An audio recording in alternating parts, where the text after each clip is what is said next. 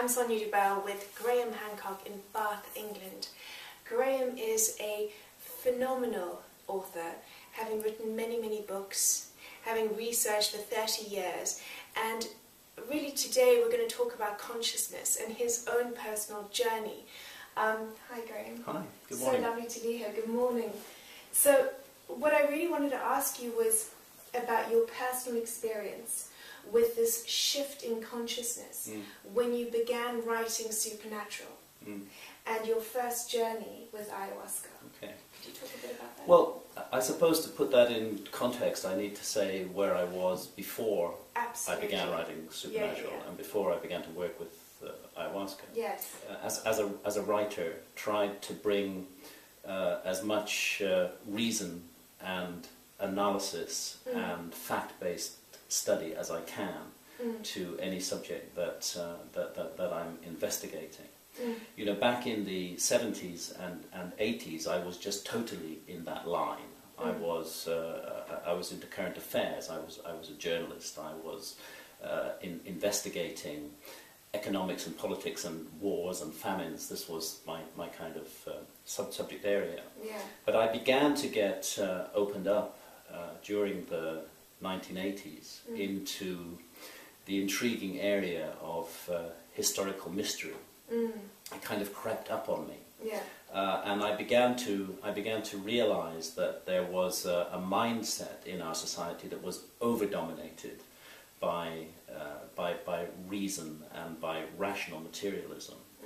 And that with that mindset we can sometimes miss things. So I began to open myself up to mystery, but at the same time to try to explore those mysteries in as reasonable a way as possible. Yes. And when I came to write Supernatural, which was quite late in my personal journey, I'd written books like Fingerprints of the Gods, The Sign of the Seal, Heaven's Mirror, and so on and so forth.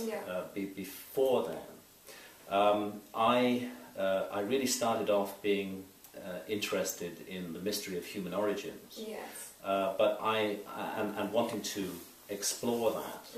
But then I discovered that there had been this extraordinary moment in the human story, and relatively recently, when mankind suddenly began to create art.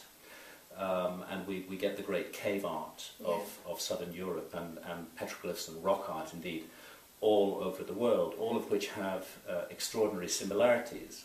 And that's where I felt the mystery lay. Why are there these similarities between unconnected cultures? Not only unconnected geographically, but unconnected historically too. They're thousands of years apart. What was going on here? Yes. And I found that the best possible explanation for this was that these works of art that transformed our ancestors, because truly humanity went through a transformative process when we began to make art. It affected every area of the human story.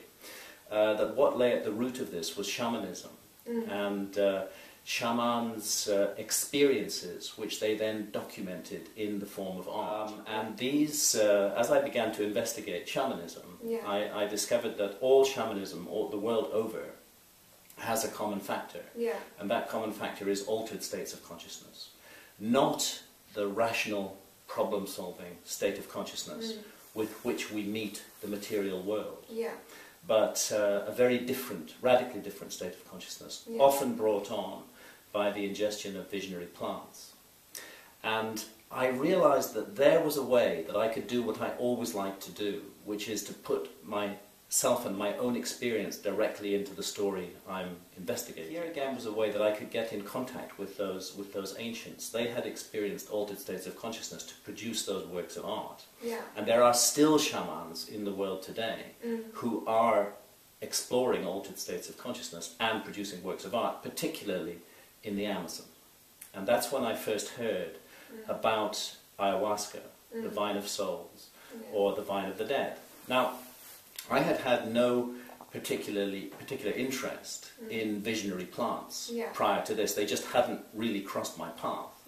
But the moment that I realized that here was a way of accessing the shamanistic experience, I knew that I had to have that experience myself. So I arranged to go down to the Amazon, to Peru, and to drink ayahuasca with shamans. But the moment that I began to work with, I mean, ayahuasca is hard work. It requires... It's not recreational. It's not recreational. Yeah. It requires a real effort of will. The taste of the brew is very intense, and some find quite unpleasant. I find it unpleasant. It's a horrible taste. And the effects on the body are quite grueling in the sense that you have vomiting, you have diarrhea. It's called the purge in the Amazon for very good reasons. And you know, dealing with all of that psychologically took a little bit of effort on my part, that I was going to be prepared to put myself through that for research. For research, through that kind of ordeal. Yeah. The moment that I began to work with ayahuasca, I found that I was in the hands of an intelligence and of a teacher, and this was a stunning revelation to me, that I wasn't simply dealing with chemicals contained in plants. I was dealing with something that was sentient. A spirit. Definitely. And this is exactly, of course, how it's construed in the Amazon. The Great Spirit lies behind the ayahuasca vine, very often conceived as female. In some cultures they see the spirit as male, but in the majority of cases it's a female spirit, which is seen to have harnessed these plants in order to gain access to humanity. That spirit cannot communicate with us when we are in the normal, alert, problem-solving state of consciousness. We are too locked in and closed off by the world, by the material world, by this particular narrow band and level of reality that we... It's so difficult to escape. And it's so difficult to escape. We are focused and homed in on that state of reality, and we tend to imagine that there are no other realities beyond that. But what a mistake that is, as your whole journey of life has shown. It's such a narrow consciousness. The everyday state of consciousness is very narrow. It has its uses, it's important, it's valuable, but we make a mistake if we think that's all there is to reality. And if we want to explore the true majestic scope of the totality, then we need to be willing to alter our state of consciousness. And this is what these ancient plants and ancient shamanistic technologies offer us the opportunity to do. These shamans have been working in a very intelligent way with these plants for thousands and thousands of years, and we should respect their endeavour and their knowledge, because this is applied knowledge designed to allow us to escape the routine, alert, problem-solving state of consciousness and to enter other states of consciousness where we may experience other realities. Of course, mainstream materialist science will tell you that these other realities do not exist. They will say that it's simply your brain on drugs, and that there's nothing more to it than that. And many of them say that without ever having had these experiences themselves. And this is primarily because they are so locked in. Indoctrinated by the materialist frame of reference. And when I hear scientists talking like that, I'm reminded of how it was in the Middle Ages before we had optical glass, where if you were to suggest that there were tiny, invisible animalcules, little creatures which were swimming around in our blood and were causing us to be ill, they would have said to you, complete nonsense. Of course it's not that. It's the bad air or the bad water. It's not anything like a small creature swimming around in your blood. But once we had developed the lenses that would actually enable us to see those creatures, which are called bacteria, our understanding of reality widened. And of course everybody accepts that now. It's a perfectly normal part of our reality. And I think it's the same with the visionary plants. I think we just need to make a shift in understand what's going on here, because what is going on here is that the visionary plants are refocusing the mind.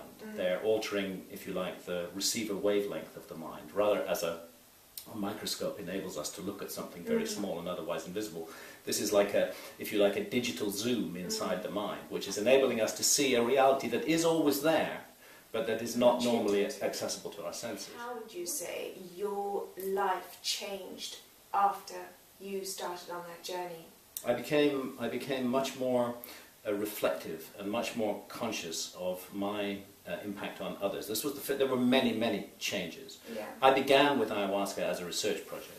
I've ended up with ayahuasca as an essential part of my life, an essential discipline to which I subject myself every year, if possible. Yeah. And when I go to South America for ayahuasca sessions, I will typically plan to have 5 sessions over a period of 2 weeks, so that I can enroll myself again properly in this school. The University of the Soul. The University of the Soul, because that's what's going on here. So there's many different levels. First of all, there's the realization that reality is much more complicated and much more mysterious than I could ever possibly have imagined, and that there's a whole unseen realm out there which reveals itself to me and to others, and it has consistencies like any reality.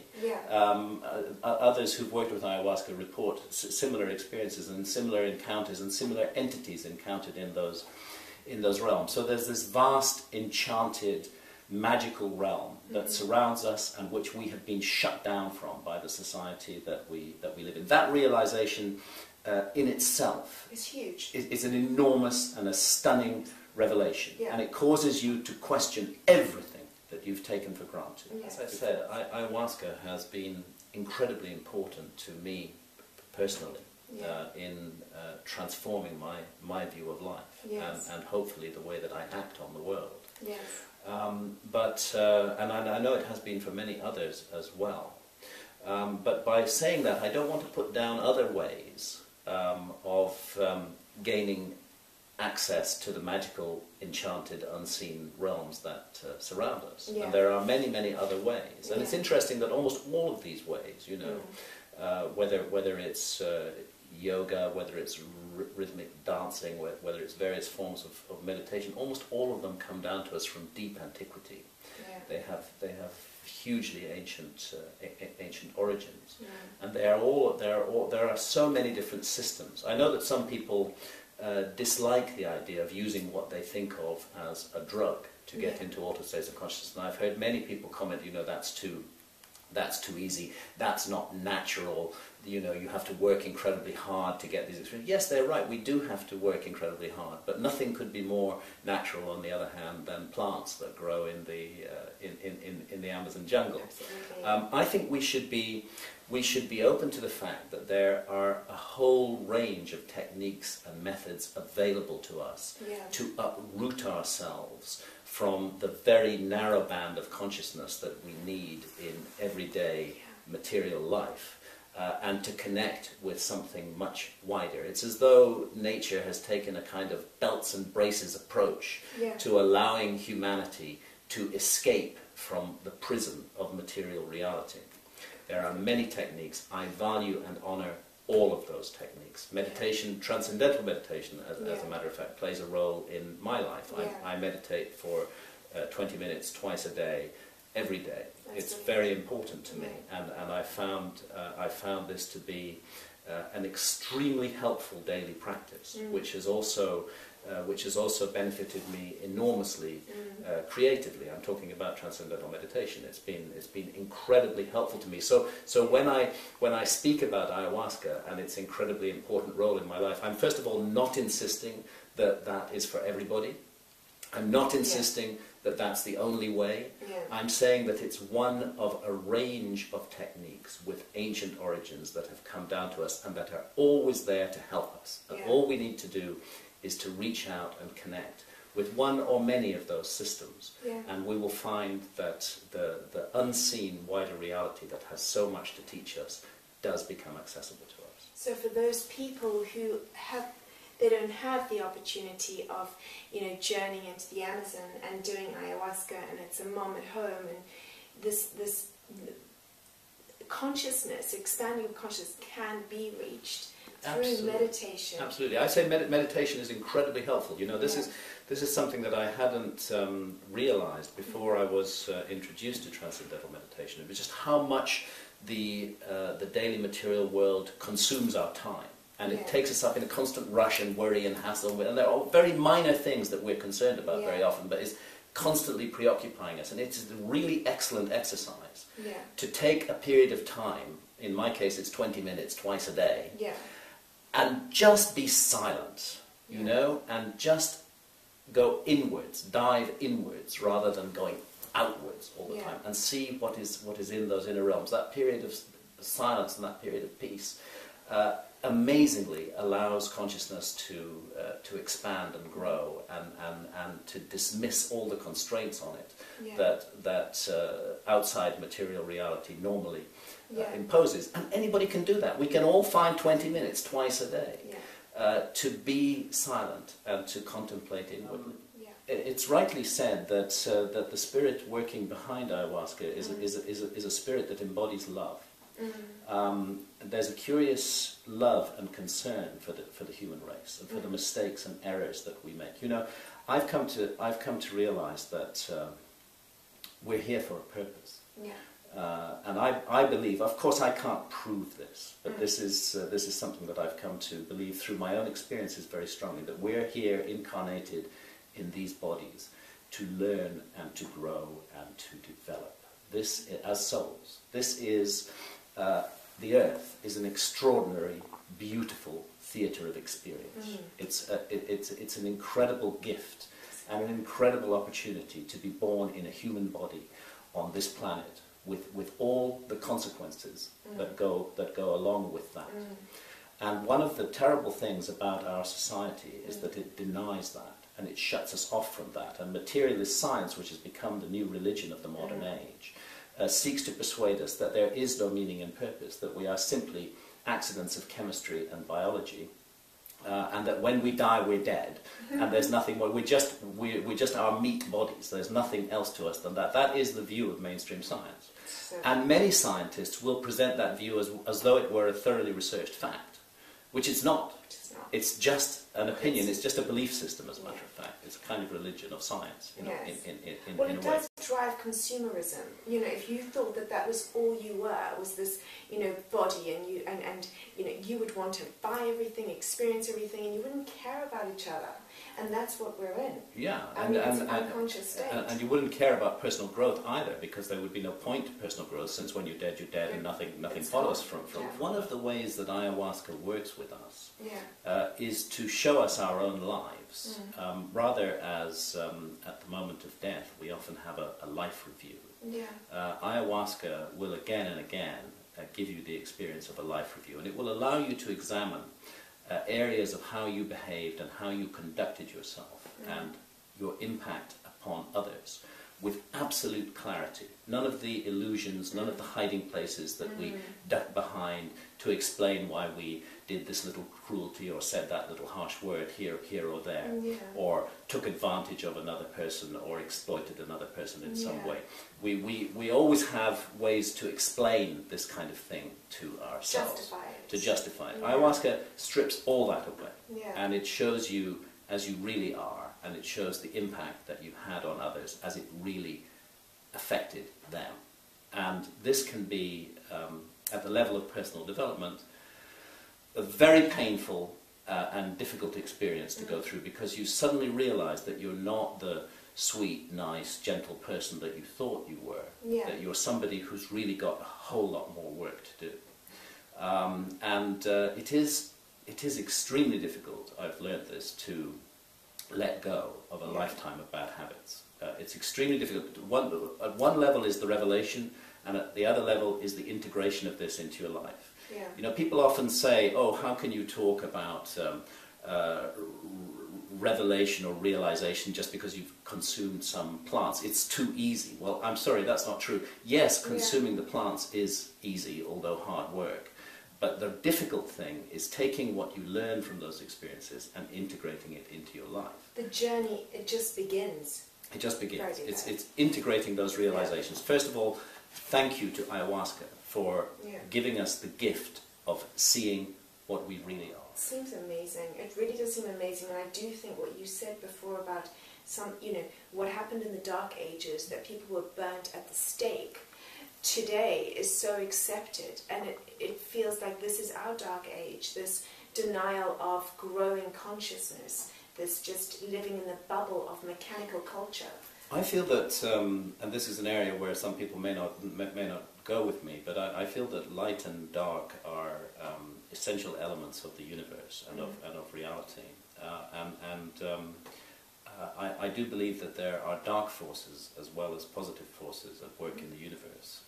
And it seems to me that some very dark and negative force has got its grip on the human race right now, which seems to be designed to shut down all that amazing potential that we were given by the universe, to narrow us down into a little place where we become just producers and consumers, where we become just cogs in the wheel of production and consumption, and where we are persuaded that there is no other meaning to life, where our consciousness is bombarded from morning to night by trivia and envious messages that encourage us to define ourselves in terms of what we possess, not in terms of what we are. I can only explain this in the sense that there is some dark or negative force which wants to shut humanity down, and which is manifesting through the kind of society that we've created. And therefore I see the visionary plants as liberating instruments which allow us to see what is really going on, and to redirect our course in life, and to make something of this incredible gift that we've been given, rather than simply to throw it away. You know, I love Terence McKenna, who said it's like a way of debugging everything that has been programmed into us. And I love that, because it really is, you know, even if you realize, like you say, that we are all conditioned, it's very hard to stop that conditioning. Very difficult. And even once you realize it, it is a journey into, okay, I see where I've been conditioned, and this is, ayahuasca is a route to almost deconditioning yourself, seeing it, and then working on it. It's a work. It's not an easy. It's absolutely a work. Yeah. I'm very, very clear about that. It's a work. It requires will. It requires commitment, and it requires the willingness to make the changes that you're shown you need to make. That all has to be has to be part of it. Did it make you happier? Yes, I would say that I am more at peace with myself, at least because I feel that I've been given a chance to correct the errors that I've made in the past. We're all frail. We're all weak as human beings. We all make mistakes. But this journey of life allows us to put those mistakes right if we take the opportunity not to repeat the negative patterns that we were plunged in before, but to move on to something new. I'm not saying that I've become a perfect human being as a result of ayahuasca. What I'm saying is that I've been given the chance to improve myself and to be more positive and more nurturing to others around me, and to help others on their revelations that I've had while working with ayahuasca have been fundamental to that change, and also fundamental to bringing to fruition, I think, something that was already present in my personality, which is to question everything. So there's a lot to wake up to, and sometimes, you know, the thing that we regard as automatically good, we should question that too. Don't you think you should question everything? Yeah, we really should question. question Everything. That's what the universe gave us, these amazing things called our brains to do, not to accept, but to question. That's part of our fundamental birthright as human beings. We should accept nothing, and we should question everything. Yeah. Really. Don't take anything just because it's given to you, or because you read it in a book. Unless it's grains.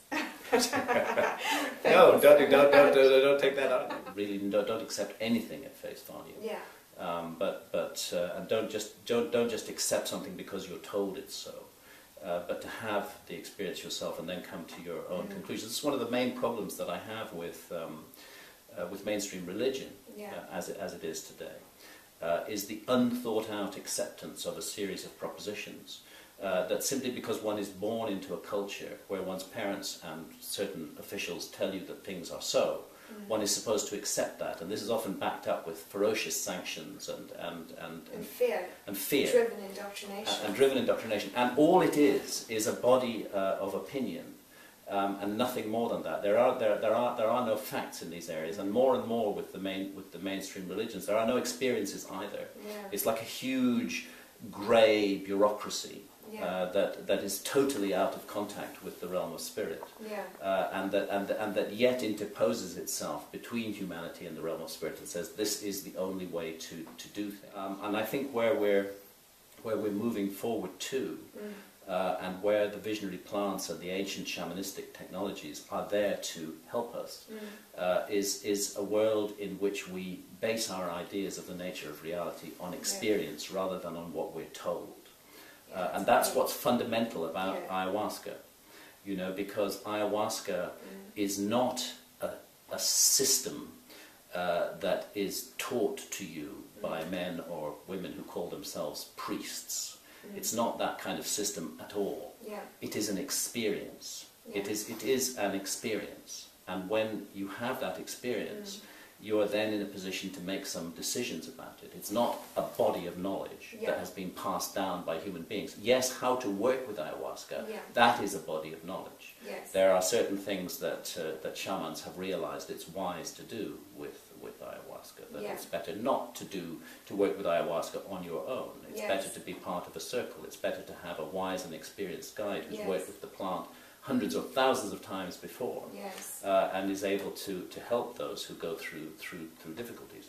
That it's better to create a ceremonial and a respectful atmosphere to surround this experience. All of that is passed down knowledge, but the experience itself, that's between you and the plant.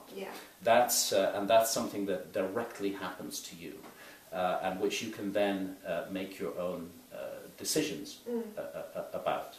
As Dennis McKenna, the brother of Terence, has said, in this sense, it's the ultimate skeptic's challenge, you know, because you're actually confronted by an experience, and then you must decide what you do with that experience. I feel that I was incredibly lucky to cross the path of Mother Ayahuasca, and I feel that it will be a lifelong journey. And relationship. And working with ayahuasca continues to teach me. I mean, I've been drinking ayahuasca now for nearly 10 years. But just last year in Brazil, I had a series of absolutely earth-shaking experiences with ayahuasca that caused me to make very significant changes in my life. Changes that I never thought that I would even consider making. And I have made those changes and integrated those changes into what I do with the rest of my days on this planet. You know, so I'm grateful that there is this mysterious, loving entity who is prepared sometimes to put us through the mill in order to shake us out of complacency and make us think again about everything that we do. And to actually make this opportunity to live a life which is such a gift count. Make it count. Make it count. Make it count, because what we have been given, billions of years of evolution, this gorgeous, amazing garden of a planet, the beauty and the mystery that surrounds us everywhere. How can we come here to this amazing place and just sit in front of the television for 70 years, you know?